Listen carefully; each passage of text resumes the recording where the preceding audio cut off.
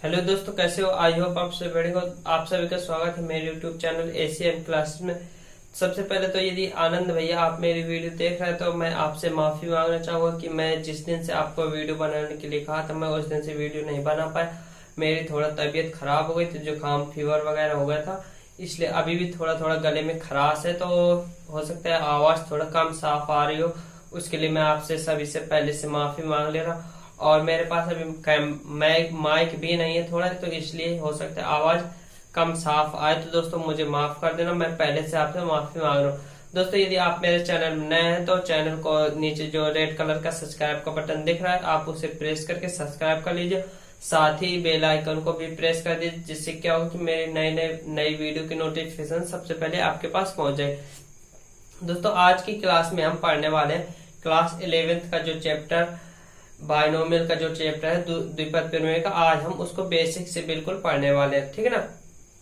आज हम उसको जानेंगे कि बायनोमियल थ्योरम क्या होता है और इसका क्या यूज होता है, इसको क्यों बनाया गया है, ठीक है ना। आज सारी सारी बातें डिस्कस करेंगे, ठीक है ना। तो चलिए दोस्तों वीडियो को शुरू करते हैं दोस्तों, बिना देरी के। दोस्तों चैप्टर का नाम है आपका द्विपद प्रमेय, ठीक है ना। द्विपद प्रमेय यानी कि बायनोमियल थ्योरम। बायनोमियल थ्योरम, इससे आपको चैप्टर से नाम से ही आपको पता पड़ रहा हो द्विपद, यानी कि इसमें क्या होंगे, दो अचर होंगे, दो पद होंगे, ठीक है ना। क्या होंगे, दो पद होंगे, ठीक है ना। इसमें बाय का मतलब होता है टू, ठीक है ना, और नोमियल का मतलब होता है टर्म, ठीक है ना। यानी कि आप इसमें क्या होंगे, दो पद होंगे, ठीक है। इस थ्योरम में क्या होंगे, दो पद होंगे, ठीक है ना। अब हम बात करते हैं कि इस थ्योरम की हमें जरूरत क्या पड़े। तो पहले तो ये दोस्तों, यदि आप बायनोमियल थ्योरम का चैप्टर पढ़ रहे हैं ना, तो आप इसके पहले क्रमचय संचय का चैप्टर जरूर पढ़ चुके। यदि नहीं भी पढ़ा तो मैं उसके जो कुछ फार्मूले हैं जो इसमें यूज होने वाले, मैं उनको आपको रिवाइज करवा दे रहा हूँ, ठीक है। यदि पढ़ चुके हैं तो अच्छी बात है, नहीं पढ़ चुके हैं तो आप उनको एक बार उनको देख लीजिए, ठीक है ना। तो आपने फैक्टोरियल का नाम सुना होगा, यदि ना सुना हो तो देखिए, जैसे ये लिखा है फैक्टोरियल एन, ठीक है। इसको ऐसे एक डंडा और नीचे बिंदी, ये फैक्टोरियल का नोटेशन होता है। फैक्टोरियल एन इसका फार्मूला होता है एन और एन माइनस वन फैक्टोरियल, यानी इसको इसमें अगर फैक्टोरियल लगाए तो इसको हम फैक्टोरियल के बाहर कर दे तो उसमें एक घटा दे, उसमें फैक्टोरियल लग जाता है, ठीक है। अब यदि हम इसको ही और जैसे तोड़े तो फैक्टोरियल एन माइनस वन को तोड़ेंगे तो क्या हो जाएगा, एन माइनस वन बाहर हो जाएगा, एक इसमें और घट जाएगा तो क्या हो जाएगा, एन माइनस टू में फैक्टोरियल लग जाएगा, ठीक है। ऐसे अगर हम इसको करते चले जाए तो फैक्टोरियल एन इक्वल टू क्या बन जाता है, n minus n minus one n minus two dot dot, ऐसे ये घटता चला जाए कितने तक, वन तक, ठीक है ना। कहां तक जाता है, ये लास्ट तक वन में एंड होता है, ठीक है। ये फैक्टोरियल एन होता है, ठीक है। फैक्टोरियल को ऐसे तोड़ता है, ठीक है। अब जैसे आपको लिखा हो फैक्टोरियल 5, तो इसको क्या लिखेंगे, 5 इंटू 4 इंटू 3 इंटू 2 इंटू 1, ये ऐसे तोड़ते हैं। इनका आप गुणा कर दो, ठीक है, ये फैक्टोरियल होता है, ठीक है। इसको हम ऐसे भी डिनोट करते हैं, और इसको जैसे फैक्टोरियल 5 लिखा है तो ऐसे भी हम नीचे से ऐसे भी लगा देते हैं, ठीक है। दो टाइप से इसको डिनोट करते हैं। अब देखो इसमें क्या होता है, फैक्टोरियल आपकी 1 की वैल्यू, फैक्टोरियल 1 बराबर कितना होता है, फैक्टोरियल 1 की वैल्यू आपकी 0 होती है, और फैक्टोरियल 0 की वैल्यू भी आपकी 1 होती है, ठीक है। इतना आपको समझ में आ गया होगा। अब इसके बाद देखो, जैसे दोस्तों अब हम चलते हैं क्रमचय संचय में। क्रमचय संचय में जैसे एन सी 0 हो या एन सी एन हो, इसकी वैल्यू होती है आपकी 1, कितनी होती, 1 होती है वैल्यू, कितनी, एन सी 0 और एन सी एन या एन सी, इनकी वैल्यू कितनी होती है, 1 के बराबर होती है, एन सी 0 और एन सी एन की। और आपका यदि एन सी 1 है, एन सी 1 है तो इसकी वैल्यू होती है आपकी एन, ठीक है ना। और देखो एक और फार्मूला होता है आपको एनसीआर का, एनसीआर इक्वल टू होता है factorial n upon factorial n minus r into factorial, इसमें फैक्टोरियल इंटू फैक्टोरियल आर, ठीक है। ये फार्मूला होता है। N c r equal to होता है factorial n upon n minus r का फैक्टोरियल इंटू आर का फैक्टोरियल, ठीक है ना। इन फार्मूला का यूज होगा, इसलिए मैं आपको ये फार्मूले लिखा रहा हूं, ठीक है ना। अब इसके बाद देखो अगला फार्मूला, हम जैसे ये n c r equal to होता है, एन सी आर को हम ऐसे भी लिख सकते हैं, n c n minus r. ये वाला फार्मूला कब यूज होता है, जब आर की वैल्यू ज्यादा बड़ी होती है। जैसे लिखो 15C13 लिखा है, तो हम इसको कितना लिख सकते हैं 15, और 15 में 13 माइनस कर दें, ठीक है, ये एन हो गई ये आर, तो 15 में यानी 13 माइनस कर देंगे कितना 2। हम इसको ऐसा इजिली ये बना सकते हैं, तो इसको सॉल्व करने में आसानी होगी। इस फार्मूले का यहाँ पर यूज होता है, ठीक है। और देखो ये फार्मूले आपको, बस इतने फार्मूले आपके यूज होने हैं, ठीक है इसमें। अब देखिए जैसे ये देखो फैक्ट, अब जैसे ये इनकी वैल्यू निकालो, जैसे NC1 की वैल्यू n कैसे होती है, देखो तो फैक्टोरियल NC1 है, तो देखो इससे तोड़ो तो क्या हो जाए फैक्टोरियल इसकी, इससे NCR इक्वल टू n की जगह n है, r की जगह 1 है, तो फैक्टोरियल n होगा ऊपर, फैक्टोरियल n अपॉन कितना n minus 1, factorial n minus 1 का फैक्टोरियल इंटू फैक्टोरियल r यानी इंटू फैक्टोरियल 1। फैक्टोरियल 1 की वैल्यू कितनी होती है 1, और फैक्टोरियल n को हम क्या लिख सकते हैं इसके आंसर, देखो तो n माइनस 1 का फैक्टोरियल अपॉन ये देखो फैक्टोरियल n माइनस 1 का फैक्टोरियल इंटू फैक्टोरियल 1, तो ये कैंसिल हो जाए, देखो n बच गया, ठीक है। इतना आपको समझ में आ गया होगा दोस्तों। अब देखो जैसे कि अब हम चलते हैं बायनोमियल थ्योरम पे, ठीक है ना। तो इसमें और कुछ बचाने को तो बताने को तो आपको बचा नहीं। देखो जैसे आपको एक चीज और बता दें, जैसे ये फार्मूला होता है, ये फार्मूला, ठीक है, जैसे हमें सॉल्व करना है, इधर देखिए जैसे हमें सॉल्व करना है 5C3, तो हम इसको कैसे सॉल्व करेंगे, फैक्टोरियल 5 लिखेंगे, ठीक है, इस फार्मूले के अकॉर्डिंग फैक्टोरियल 5 इंटू 5 माइनस 3 का फैक्टोरियल, ठीक है, इंटू फैक्टोरियल 3, ऐसे सॉल्व करेंगे। अब इसको 5 को तोड़ोगे 5 4 3 2 1 तक जाएगा, और ऐसे आप इसको, ये कितना बचे 5 में 3 गए 2 बचेगा, और फैक्टोरियल 2 को तोड़ोगे तो 2 गुणे 1 इंटू ये 3 को तोड़ोगे तो 3 गुणे 2 गुणे 1, सब 1 तक खत्म होते, 1 तक जाते, ठीक है। अब इसको कैंसिल करोगे, देखो 3 से 3 कैंसिल, इस 2 से 2 कैंसिल, और इस 2 से ये 2 बार कैंसिल, तो यानी कितना 5 दूनी 10, ऐसे सॉल्व किया जाता है इसको, ठीक है। अब देखो ये सॉल्व करना यूज होगा इसलिए बता रहा हूं, ठीक है ना। अब इसको जैसे आपको कंपटीशन में सॉल्व करना है, ठीक है ना, तो इसको कैसे सॉल्व करूंगा, जैसे ये 5C3 है, तो इसको आप जल्दी से सॉल्व करना है, ठीक। इवन आपके सवालों में भी यूज होगा, तो आप ऐसा ना करके ऐसा भी कर सकते हैं, कोई दिक्कत नहीं, ठीक है, आप जल्दी से सॉल्व कर सकते हैं। तो इसको क्या लिखा, ये 5 लिखा है, तो देखो आप इसको ऐसे भी लिख सकते हो, हमने क्या पता है, इसको नीचे वाले को माइनस करके भी लिख सकते हो, इसको क्या लिख सकते हैं 5C2 भी लिख सकते हैं, 5C3 और 5C2 दोनों की वैल्यू बराबर आएगी। ये हमने किस इस फार्मूले के अकॉर्डिंग किया है, हमने ये 5C3 को हमने 5 में 3 गया कितना बचेगा 2 बचेगा, इस फार्मूले के अनुसार इसको हम क्या लिख सकते हैं, इसमें घटा के भी हम लिख सकते हैं, तो यानी इसकी वैल्यू कितनी होती है, इसकी 5C2 भी इसकी वैल्यू हो सकती है, ठीक है ना। अब देखो अगर इसी को 5C3 को हमें जल्दी से सॉल्व करना है, तो हम कैसे करें, ये 5 लिखा है और नीचे 3 है, तो 5 को आप 3 बार तोड़ दो, 5 गुणे 4 गुणे 3, और 3 को आप 1 तक पहुंचा तोड़ दो, ठीक है। अब देखो 3 से 3 कैंसिल, 2 दूनी 4 5 दूनी 10, देखो आपको इसमें और जल्दी आ गए, ठीक है ना। जैसे आपका लिखा होता 9C2 लिखा, आप इसके अकॉर्डिंग तोड़ोगे तो 9 को 9 8 7 1 तक लिखोगे, फिर 9 में 2 किया नीचे माइनस, तो 7 को 1 तक लिखोगे, ठीक है ना, फिर 2 को 1 तक लिखोगे। देखो अच्छा मैं करके दिखा रहा हूँ, ठीक है ना।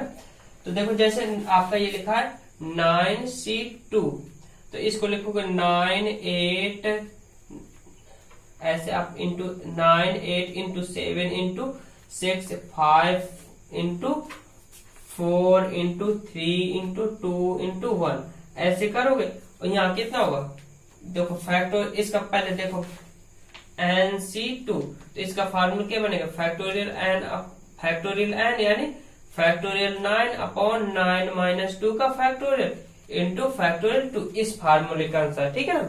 इस फार्मूले से हमने ये बनाया, ठीक है। अब इसको जब तोड़ोगे तो फैक्टोरियल 9 को कैसे तोड़ेंगे, 9 को हम 1 तक तोड़ेंगे, ये 9 में 2 किया कितना बचा 7, तो हम 7 को भी अब 1 तक तोड़ेंगे, 7 6 5 4 3 2 1, 2 को भी हम 1 तक तोड़ेंगे इंटू 2 इंटू 1। अब इसको कैंसिल करोगे तो देखो 2 से 2 कैंसिल, 3 से ये 3 कैंसिल, ठीक है ना, 4 से 4 कैंसिल, 5 से 5, 6 से 6, 7 से 7, ठीक है।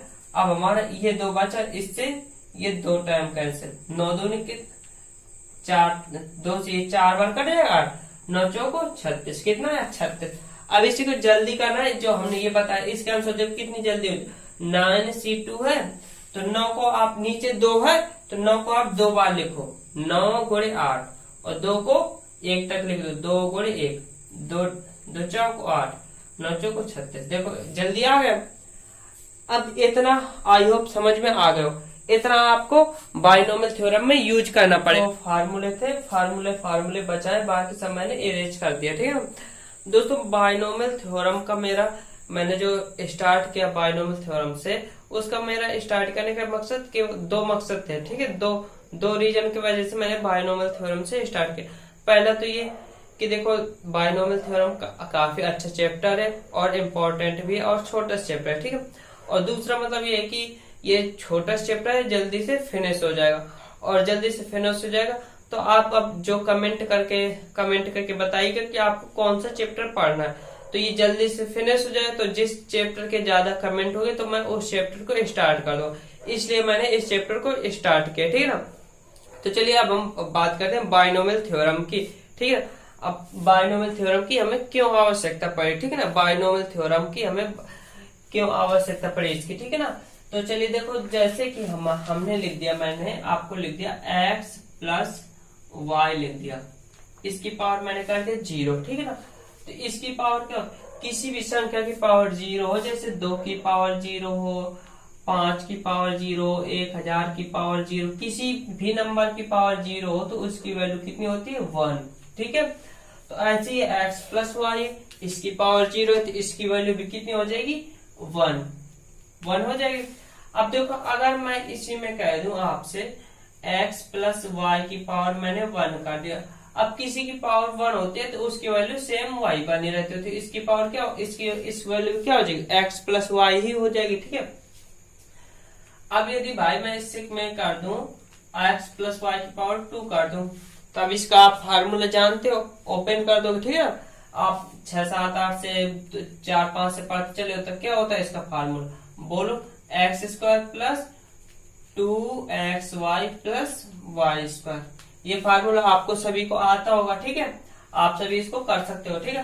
अब अगर मैं इसमें कह दूं x प्लस वाई की पावर मैं 3 कर दूं और बढ़ा दूं, ठीक है ना, तो आप क्या करोगे, इसका भी बहुत सारे लोगों को फार्मूला आता है, x³ plus 3x² y plus 3x y² plus y³, ये फार्मूला होता है इसका, आप सभी को आता होगा, ठीक है। ये तो आप इसको ऐसे भी हो सकता है, आप ऐसे याद क्यों, इसको x³ plus y³ plus 3xy, इनसे 3xy का कॉमन निकालो तो ब्रैकेट में x प्लस y बचेगा, तो आप इसको ऐसे याद किए होंगे, देखो x³ plus y³ plus 3xy bracket में x प्लस y, हो सकता है आप ऐसे याद क्यों, इसका मतलब सेम यही है, इन दोनों से 3xy का कॉमन निकाल लो तो x प्लस वाई अंदर बच जाएगा, ठीक है ना। अब अगर मैं इसमें और पावर बढ़ा दूं, ठीक है, सपोज मैंने इसमें पावर 4 कर दी, अब आप कुछ लोगों की हवा यहीं से खिसक जाएगी। अब हम कैसे करेंगे, कुछ हो गए जहरीली है, ठीक है, कुछ स्टूडेंट होते हैं जहरीली, तो वो क्या कहेंगे भाई नहीं हम इसको भी सॉल्व कर सकते हैं, ठीक है, हमें इसकी फार्मूला तो नहीं आता तो हम इसको सॉल्व तो कर सकते हैं ना। तो कैसे करेंगे, इसको लिख देंगे x प्लस, बोलेंगे x प्लस वाई का हम होल क्यूब लिख दें और इसमें x प्लस वाई का गुणा कर दें, और x प्लस वाई की होल क्यूब की ये वैल्यू हमें मालूम है, और x प्लस वाई को मल्टीप्लाई कर दें तो इसकी वैल्यू आ जाएगी। तो देखो मैं इधर मल्टीप्लाई करा रहा हूँ, ठीक है, x³ एक्स प्लस वाई का होल क्यूब कितना, x cube plus 3x² y plus 3x y square plus y cube. इसमें मैंने मल्टीप्लाई कर दिया x प्लस वाई का, ठीक है। तो x का मल्टीप्लाई कराओ तो इसमें जब होगा x क्यूब में तो x की पावर 4, इसमें होगा तो 3x क्यूब y, फिर x का इसमें हो जाएगा तो कितना होगा 3x² वाई स्क्वायर और फिर x वाई क्यूब। अब y का मल्टीप्लाई कराओ तो कितना हो जाएगा x क्यूब y, कितना हो जाए x क्यूब y और फिर इसमें होगा तो 3x² वाई स्क्वायर, फिर इसमें होगा तो 3x वाई क्यूब, फिर y की पावर 4। अब इनको देखो जोड़ो तो देखो x की पावर 4 तो सिंगल है, दूसरा है नहीं। अब देखो x क्यूब वाला 3x क्यूब y और देखो x क्यूब वाला x क्यूब y वाला एक ही है, ये कितना हो जाएगा 3 4x क्यूब y। अब देखो x² y स्क्वायर वाला एक ये है और एक ये है, ठीक है। तो ये कितना हो जाए 6x² y स्क्वायर। अब देखो x और y क्यूब वाला कितने, एक ये, तीन एक कितना हो जाए 4 4x y क्यूब। अब इसके बाद देखो y की पावर 4 वाला सिंगल है, ये आ गया, ठीक है। तो इसको देखो मैं इधर लिख दे रहा हूं, कितना x की पावर 4 x³ y और plus 6x² y square plus 4x y cube plus y की पावर 4, इतना आ गया। अब बच्चों मैं जैसे इसमें पावर 5 कर दूं, ठीक है, तब आप क्या करोगे, चलो ठीक है 5 कर दे तो आप लिखो x प्लस वाई की पावर 4, x प्लस वाई का मल्टीप्लाई करा दोगे, इतना कर लोगे। अगर मैं इसी में पावर 10 कर दूं, 15 कर दूं, तब क्या करो, तब क्या सुबह से शाम तक मल्टीप्लाई कराते रहोगे, नहीं ना, तब तो संभव नहीं ना, कब तक मल्टीप्लाई कराओगे। तो तब उसके लिए हम जरूरत पड़ी हमें बायनोमियल थ्योरम की। अब यहां से हम बायनोमियल थ्योरम की ऐसे में जरूरत पड़ी कि अब हम इसमें पावर ज्यादा हो तब हम क्या करेंगे, तब यहाँ के लिए हमने बायनोमियल थ्योरम का आविष्कार किया, मतलब कि हमने नहीं, मतलब कि जो गणितज्ञ हैं उन्होंने बायनोमियल थ्योरम बनाई, ठीक है। यार दोस्तों हो सकता है आवाज न सही से आ रही हो तो उसके लिए माफी चाहता हूँ आपसे, ठीक है। थोड़ा गला खराब है, थोड़ा अभी खांसी जुकाम वगैरह फीवर रहा है, ठीक है। तब देखो हमें बायनोमियल थ्योरम की अब आवश्यकता पड़े, तो बायनोमियल थ्योरम देखो कैसे काम करती है। देखो तो मैं इसको बायनोमियल थ्योरम कैसे आई उसकी मैं पूरी बिल्कुल एक एक चीज शुरुआत से बता रहा हूँ, ठीक है। पहले देखो हमने, अगर इनको आप ऑब्जर्व करो तो देखो यहाँ पर पावर कितनी है 0, तो यहाँ कितना पद है, एक पद है, पावर 0 पद एक एक्स्ट्रा पद है। अब अगर देखो पावर 1 है तो अब यहाँ 1 2 कितने पद हो गए, 2 पद, 2 टर्म हो गए। पावर 1 है, पद टर्म 2 हो गए, यानी अब देखो यहाँ 2 टर्म है, 2 घात है, घात कितनी है पावर 2 है, 1 2 3, 3 पद हो गए, 3 पद 3 घात है, 1 2 3 4 पद हो गए, 4 टर्म हो गए, 4 घात है, ठीक है, पावर 4 है तो 1 2 3 4 5 टर्म। यानी हमने इधर से क्या निष्कर्ष निकाला कि जो पावर है इधर जो टर्म होंगे वो एक एक्स्ट्रा टर्म रहते हैं, टर्म की संख्या टर्म की नंबर कितनी है, एक एक्स्ट्रा है, ठीक है। और देखो और ऑब्जर्व करो तो देखो क्या है कि देखो यहाँ x की घात 4 है तो यहाँ सॉरी पूरे की घात 4 है, तो यहाँ देखो घात जो पहला टर्म है उसकी घात उतने से स्टार्ट हो रही, और यहाँ पर क्या है y की पावर जो दूसरा टर्म है उसकी पावर 0 है। हम इधर लिख सकते हैं ना y की पावर 0 की वैल्यू क्या होती है, हमने पहले बताया किसी की पावर 0 हो तो उसकी वैल्यू 1 होती है, तो इसकी इंटू में 1 तो होता ही है, तो हम y इंटू y की पावर 0 लिख सकते हैं ना। तो यानी क्या होता है कि पहले वाले पद की घात सेम इसी से स्टार्ट होती है, और देखो यहाँ घात x घात 4 फिर 3 x घात 2 x घात 1 और फिर यहाँ कितनी बची x की पावर अब 0 बची, यानी फर्स्ट टर्म की पावर जो पूरे की पावर होती है उधर से स्टार्ट होती है, घटते घटते 0 तक जाती है, ठीक है ना।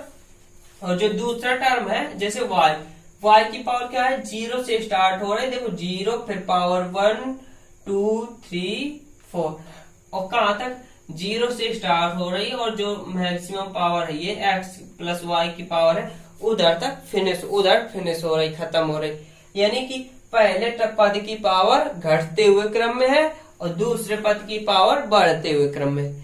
दो निष्कर्ष निकाले, मतलब कि घात से मतलब जो होल पावर होती है उससे पदों की संख्या एक ज्यादा होगी। दूसरा निष्कर्ष x की पावर पहले पद की पावर घटते हुए क्रम में रहती है और जो दूसरा पद होता है उसकी पावर बढ़ते हुए क्रम में रहती है। ठीक है, इतने निष्कर्ष निकाल। अब देखो अगर हमें देखो जैसे अब देखो अगर हमें पावर कितने भी किसकी भी निकाले, x प्लस वाई की पावर हमें 5 चाहिए, x प्लस वाई की पावर 5 चाहिए। तो हम अगर बनाना चाहते देखो x की पावर 5 से स्टार्ट होगा, x की पावर 5 से स्टार्ट होगा और y की पावर यहाँ 0 होगी और फिर क्या होगा प्लस x की पावर कितनी हो जाए, एक घट जाएगी, x की पावर 4 आएगा, फिर x की पावर 3 आएगा, x की पावर 2 आएगा, x की पावर 2 आएगा, फिर क्या आएगा x की पावर 1 आएगा यानी x, फिर x की पावर 0 आएगा यानी कि x होगा ही नहीं। x की पावर ऐसे आएगी और y की पावर क्या होगी, y की पावर यहाँ 0 से स्टार्ट होगी यानी y होगा ही नहीं। ठीक है, और फिर y की पावर 1 यानी y की पावर 1 यानी 1 नहीं लिखते। ठीक है, फिर y की पावर 2, y की पावर 3, y की पावर 4, y की पावर 5 ऐसे आएगा। अब हमें समस्या क्या किस बात की है, हम इसका ये तो प्रसार हो जाएगा, बस हमें समस्या किस बात की, ये इसके गुणांक 1 है, इधर 4 है, इधर 6 है, ये 4 है, ये 1। अगर हमें इसके भी गुणांक भर पता पड़ जाए तो बाकी तो ये तो वही होगा, ये तो हम निकाल सकते हैं ना। ये जो चर पद होंगे, चर होंगे इनके, वो तो हम निकाल सकते हैं। बस हमें क्या चाहिए, गुणांक चाहिए। और देखो इनसे एक निष्कर्ष और निकालते हैं, जो देखो इनकी जो घात होती है x प्लस वाई की जो होल पावर होती है, इधर देखो इस साइड x और y दोनों की पावर जोड़ोगे तो इतने के ही बराबर होगी। यहाँ देखो 2 है, x प्लस वाई की पावर 2 है तो x की पावर 2 है, यहाँ x और y दोनों, यहाँ y तो है नहीं, y की पावर कितनी है 0, तो 2 0 0 सॉरी 2 0 2। अब यहाँ देखो x y है, x y की पावर 1 1 है, 1 1 जोड़ो तो पावर 2 हो जाएगी, y की पावर 2 ऐसे। इसमें देखो पावर 3 है तो देखो x की पावर 3, इधर 2 और y की पावर 1, 2 1 3, इधर देखो पावर 1 और 2, 1 2 3, इधर भी 3, ऐसे 4 है तो देखो इधर 4, इधर भी 3 1 4, 2 2 4, 1 3 4 4 0 4। मतलब कि देखो इधर भी देखो 4 5 0 5 4 और 1 4 3 2 4 3 सॉरी 4 1 5 3 2 5 2 3 5 1 4 5, यानी कि पावर भी इनकी सेम रहती है। ठीक है, हर टर्म की पावर सेम होती है और किसके इक्वल होती है, एक्स प्लस वाई की पावर के इक्वल होती है। अब देखो हम कितना भी बड़े नंबर आ जाए, इधर कितनी भी बड़ी पावर हो, 15 16 20 25 30 100, हम क्या ये नहीं बना सकते, बना सकते हैं। ठीक है, बस हमें दिक्कत किस बात की है, इनके गुणांकों की दिक्कत है। गुणांक का इसे मालूम पड़ जाए तो हम पूरा उसका प्रसार बता देंगे। तो चलिए अब हम गुणांक कैसे ज्ञात करेंगे, उसके लिए हम कुछ एक्सपेरिमेंट करते हैं। देखो जैसे हमने लिखा, इधर लिख दिया हमने घात, इधर लिख दिए गुणांक। अब देखो जब घात 0 है, ठीक है, घात 0 तब गुणांक क्या है 1, क्या है, और इधर से लिख रहे हैं, ठीक है ना, ये गुणांक। घात जब 0 तब गुणांक कितना है 1। अब जब हमने घात बढ़ाई, क्या कर दी, घात हमने 1 कर दिए, तब देखो गुणांक कितना, x गुणांक यहाँ कितना 1, फिर y का गुणांक 1 1, गुणांक इधर कितने 1 1, ठीक है, दोनों जगह 1। अब हमने इसको ऐसे लिखा 1 और इसको ऐसे लिखा 1, ठीक है, इसको बीच में रख दी, इसके अगल बगल लिख दिए। ठीक है, जब हमने घात 2 कर दी तब देखो गुणांक कितना 1 2, इस x गुणांक कितना 1 और इधर गुणांक कितना ये 2 और इधर कोएफिशिएंट यानी गुणांक कितना 1। जब हमने घात 2 कर दी तब गुणांक कितने 1 2 1, ये देखो 1 2 और ये 1 1 2 1। जब हमने घात 3 कर तब गुणांक क्या है 1 3 3 1, घात 3 पर गुणांक कितना है 1 3 3 और 1।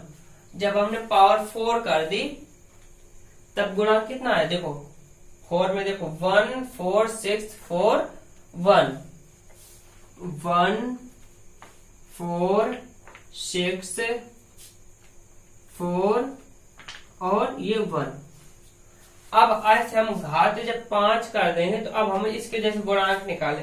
अब देखो, अब आप इनको कुछ ऑब्जर्व करो, इनमें देखो कोई, देखो इधर किनारे किनारे तो 1 आ रहा है, ठीक है, क्या बन गया, एक ट्रायंगल बन रहा है कि नहीं बन रहा, ट्रायंगल रूप बन रहा है। अब देखो इसमें क्या आ रहा है, किनारे किनारे 1 आ रहा है। और देखो ऑब्जर्व करो, ये जो बीच की नंबर है, ये देखो जैसे ये 2 है, तो अगर आप इन दोनों को ऐड करो, इन दोनों को जोड़ दो, तो किसके 2 के बराबर आ जाए कि नहीं, 1 1 2।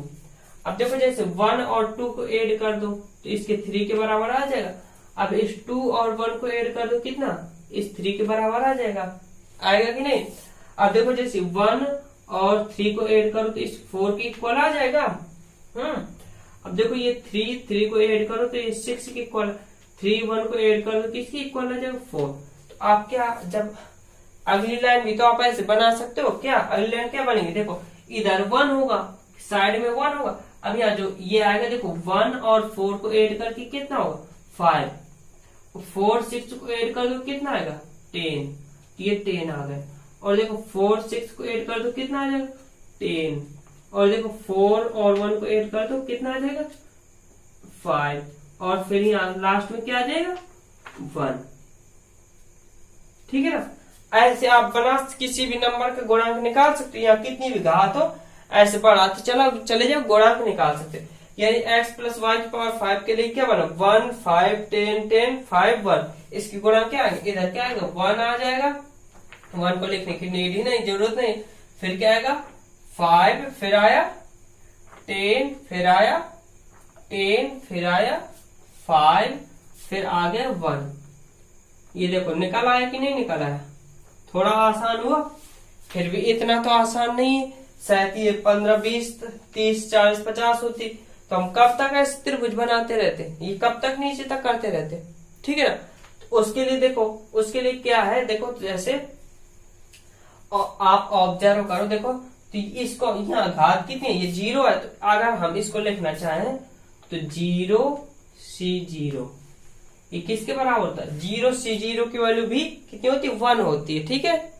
या n C0 की वैल्यू कितनी होती है, ये देखो n C0 की वैल्यू कितनी होती है, 1। n की वैल्यू भी 1 है, ठीक है, सॉरी n की वैल्यू भी यहाँ कितनी है, 0। तो इसको हम 0 C0 की वैल्यू भी 1 होती है। इस 1 को हम लिख दें, यहाँ पावर 1 है तो 1, इसको हम लिख दें 1 C0। 1 C0 की वैल्यू भी कितनी होगी, 1, पावर यहाँ कुछ भी हो, ठीक, n की वैल्यू कुछ भी हो सकती है, ठीक है, नीचे 0 है तो 0 उसकी वैल्यू 1 होती है। अब देखो 1C1, इसको हमने लिख दिया 1C1।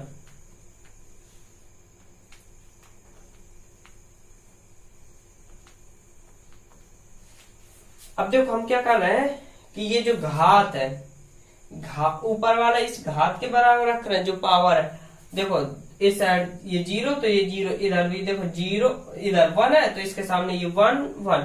और नीचे वाला क्या है, 0 से स्टार्ट हो रहा है और खत्म कहाँ हो रहा है, यहाँ तक जो पावर है 1 तक, ठीक है। यहाँ 1 थी तो 1 पे खत्म हुआ। अब जैसे पावर 2 है तो इसको क्या लिखेंगे हम, 2C0, इसको लिख दिया 2C0, फिर लिख दिया इसको लिख दिया हमने 2C1, फिर 2C2, ठीक है। अब इसकी वैल्यू आप निकालोगे, 2C0 की वैल्यू तो 1 होती है, ठीक है, इसके अकॉर्डिंग देखो nC0 की वैल्यू 1, 2C1 की वैल्यू 2 होती है, देखो 2C1 की वैल्यू 2C1 2C1 यानी 2 को तोड़ो 1 है तो एक ही बार, 1 को तोड़ो एक बार तो कितना, 2 ही तो बचा, ठीक है। और फिर 2C2 देखो 2C2 यानी 2 नीचे 2 है तो इस 2 को 2 बार तोड़ो तो 2 और फिर 1, और नीचे ये 2 तो इस 2 को भी 2 बार तोड़ो तो 2 1, तो ये पूरा कितना कट जाएगा, कितना बचेगा, 1 बचेगा। आपको ऐसे देखो, इस 1 के लिए हम क्या लिख सकते हैं, इसके लिए हमने लिखा 3C0, इसके लिए हमने लिखा 3C0 के बाद अब बढ़ाते चले जो 1 3C2 3C3। अब आप इसको चेक करो तो इन सब की वैल्यू भी इन्हीं के इक्वल आएगी, जो पहले से लिखे हैं, ठीक है। इसकी वैल्यू 1 आएगी और इसकी वैल्यू आपकी, इसकी वैल्यू आएगी 3 आएगी, देखो 3C1 देखो NC1 यहाँ एन की जगह कितना 3 और नीचे 1 है, तो इसकी वैल्यू कितनी एन के बराबर होती है, यहाँ ऊपर 3 है तो 3 के बराबर हो जाए। NC2 3C2 सॉल्व करोगे 3 आएगा। मैंने सॉल्व करना बता दिया है, अभी बताया और पहले ही बताया, ठीक है। 3C3 की वैल्यू भी 1 होगी। तो आप देखो ऑब्जर्व करो क्या हो रहा है कि यहाँ पावर नीचे 0 से स्टार्ट हो रहा है और जो ये घात है उधर तक जाके खत्म हो रहा है। 0 1 2 3 नीचे वाला बढ़ रहा है, ऊपर वाला सेम रह रहा है, ऊपर वाला अंतर नहीं हो रहा, ठीक है। यानी ये 3 है तो सभी जगह 3। अब ऐसे 4 वाला होगा तो इसमें भी देखो 4C0 की वैल्यू होती है ये 1 और ये 4C1 की वैल्यू, ये 4C2 की वैल्यू, ये 4C3 की और ये है आपकी 4C4 के बराबर, ठीक है। आपको अब आइडिया लग गया होगा कि हम क्या नहीं, अब ऐसे 5 की वैल्यू है तो 5 के लिए क्या बन जाएगा, 5C0 की वैल्यू हो जाएगी, 5C2 की हो जाएगी, 5C3 की हो जाएगी, 5C4, 5C5 और 5C, सॉरी यार कुछ गड़बड़ होगा, 0 1 हो गया, 5C1, 5C2, 5C3, 5C4, 5C5।